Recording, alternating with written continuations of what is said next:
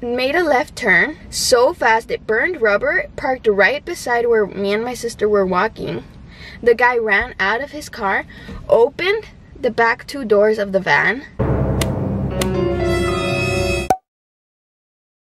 Hi guys, I'm back. I know I skipped last week. I did actually film a video, but it just wasn't good enough, so I trashed it.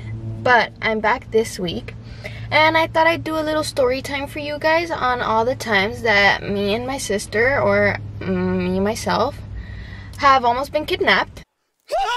Because, you know, we live in the ghetto. So I thought that'd be exciting to share with you guys. So let's start. First occurrence happened while we went to my old elementary school to walk around. Usually that's what people do. They go and because it's like a circle. So me and my sister were like, let's go. So we went and we were walking around there, but it was late at night. It was like 8 o'clock because at that time, you know, it was really hot during the summer and the sun goes down and it's bearable. And we took the car. We didn't walk there. We took the car, but we parked the car on the side of the school, and then we continued our laps. At one point we were, if the school is a square like this, we parked the car here.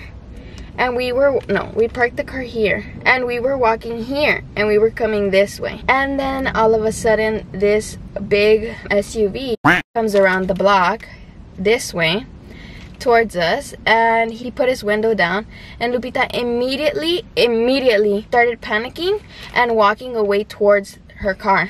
And I was like, Lupita, wait, this young man wants to talk to us. So she was like, Monica, come on, let's go. Monica, come on, let's go. She started to call my cousin because my cousin lives near there, to come rescue us. And I was like, hold on, the young man is trying to tell us something. So I went back and I was like hearing the guy out, and he was like, do you guys want to ride? It's kind of raining outside. And I was like, oh, it's okay. Like, and Lupita was like, Monica, let's go. Marcela, come pick us up. she was like panicking, going back and forth. She didn't have to walk towards her car. She didn't have to walk towards me, agarrarme de las greñas, and take me with her. She was on the phone with Marcela telling her that we were in danger and we were about to be kidnapped. And I just was having a pleasant conversation with the man in the truck, telling him, no thank you sir, our car is parked over there and we're about to get to it, no worries. And then he was like, fine. So he left. And then the rain started pouring harder and harder, and then he came back. He reversed and he came back, and Lupita was like, Monica, come on, let's go. I was like, hold on, he's coming back, let me take care of this. So then he came back and he put his window down. He was like, are you sure you guys don't want to? I was like, yes sir, thank you so much, we appreciate it, but our car is literally right there, you really don't have to worry about us. So then he was like, okay, fine. He went on his way. Lupita nearly sprinted to her car after that. We got to her car, and I was like, maybe the guy was just trying to be nice, you know? Sometimes you gotta give people the benefit of the doubt. Were his intentions to kidnap us? I don't know, maybe. Maybe if Lupita wasn't there, would he have kidnapped me? Probably. But good thing is, she was there, and she panicked, and all's well and good in the world. I'm here, clearly I wasn't kidnapped. That was story number 1. After that, this was in plain daylight. It was like 4 o'clock in the afternoon. And we were walking down the street in the opposite of the cars. So the cars were coming towards us. We were walking this way on the sidewalk. There was an intersection coming up. And in the intersection, a white kidnapping van. And you know what the van I'm talking about? The one with no windows, a hanging bumper. The paint was like chipped. Hardly running. It made a left turn so fast it burned rubber, parked right beside where me and my sister were walking. The guy ran out of his car, opened the back two doors of the van. This is a good setup, right, for a kidnapping? He threw open the back doors of the van.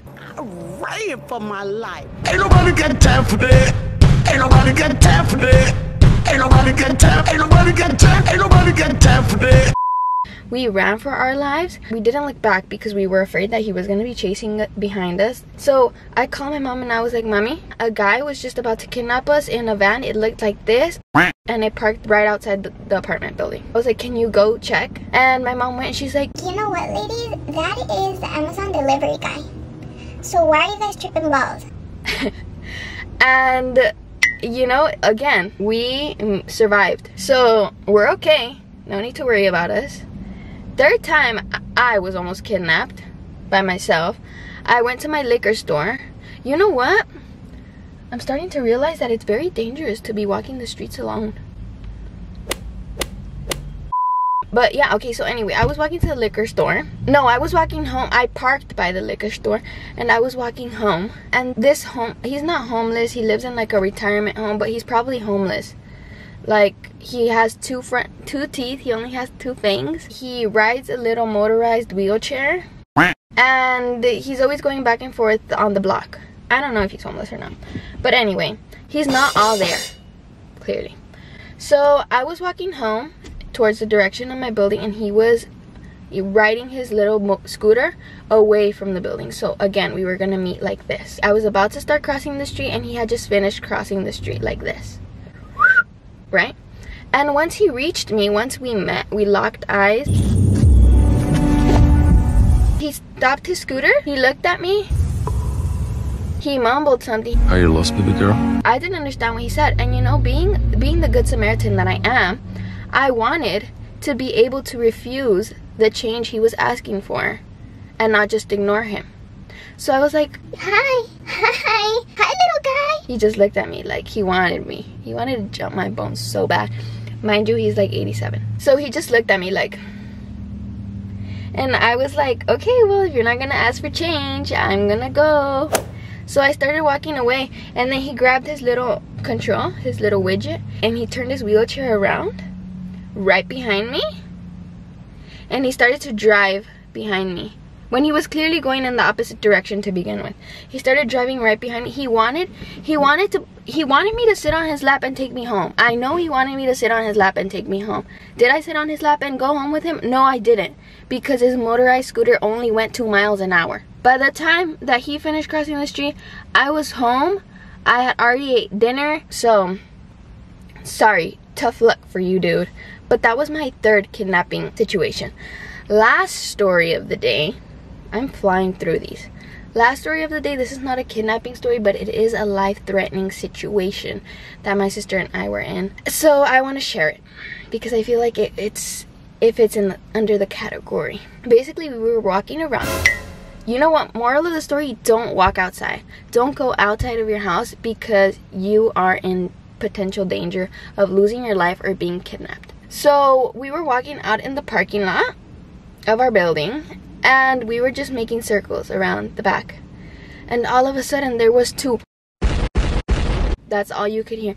And I, being the protector and the masculine of the relationship between me and my sister, I grabbed her. You know, usually I can contain my cool, you know, based off of the first story. Like, I was able to have a conversation with the young man and decline his services while my sister like freaked out. But this time I had to be the protector.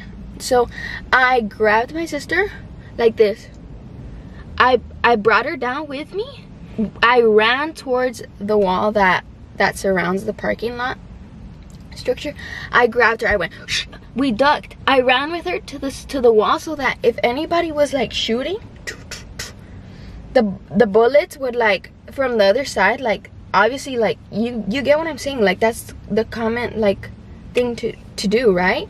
To like go against the wall and get low. So I was like, we're gonna be safe here, sis, don't worry. So I protected her, I shielded her, I risked my life for her. There, we were crouched by the wall waiting to see the suspect come out from behind of a car. And then turns out we look up and we see in the sky beautiful fireworks. So false alarm, we weren't being shot at, but now you know, if you're ever with me, I will protect you and nothing will happen to you.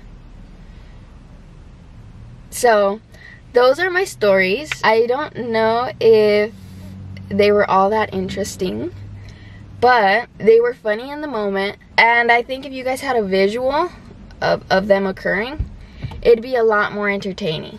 Unfortunately, that is not possible to provide, so I'll leave you guys with my word of mouth.